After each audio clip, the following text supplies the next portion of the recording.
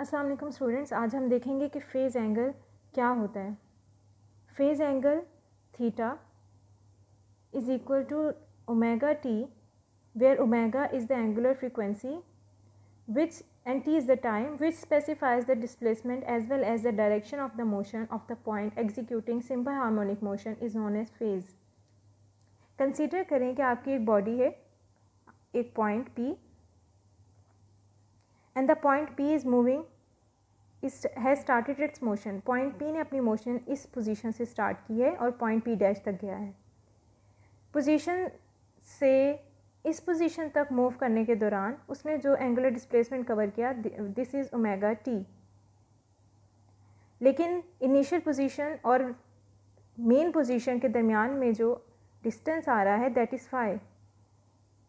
तो अब बॉडी जो, क्योंकि उसकी ये फाइनल पोजीशन हो गई है, अगर हम इसका फेज़ एंगल फाइंड आउट करना चाहेंगे तो हम क्या करेंगे, फाई प्लस ओमेगा टी। तो इसका मतलब है कि आपका फेज़ एंगल किसके बराबर होगा, फाई प्लस ओमेगा टी के बराबर।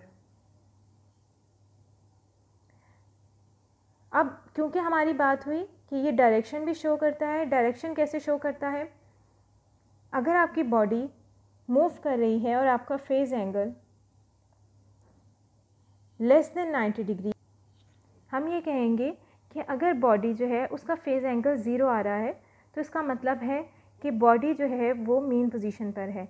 लेकिन अगर फेज़ एंगल 90 डिग्री आ रहा है तो इसका मतलब है बॉडी एक्सट्रीम पोजीशन पर है। हम लोगों ने circular motion in terms of simple harmonic motion देखी है। अगर आपको ये बात समझ नहीं आई, आप उस लेक्चर को जाके वो लेक्चर ज़रूर देखिएगा। Theta is equal to omega t plus phi, इसका मतलब क्या है कि अगर ये आपके पास थीटा फेज़ एंगल 0 होगा तो इसका मतलब है कि बॉडी मीन पोजीशन पर है, और अगर थीटा आपका फेज़ एंगल 90 डिग्री या π/2 पे होगा तो इसका मतलब है कि बॉडी एक्सट्रीम पोजीशन पर है।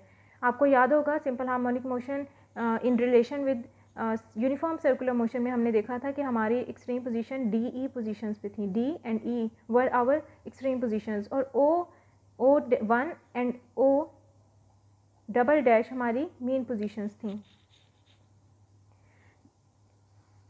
इस टॉपिक में से आपने जो बातें याद रखनी हैं वो ये कि आप फेज़ एंगल आपको स्टेट ऑफ द मोशन बताता है, मीन पोजीशन के ऊपर फेज़ एंगल थीटा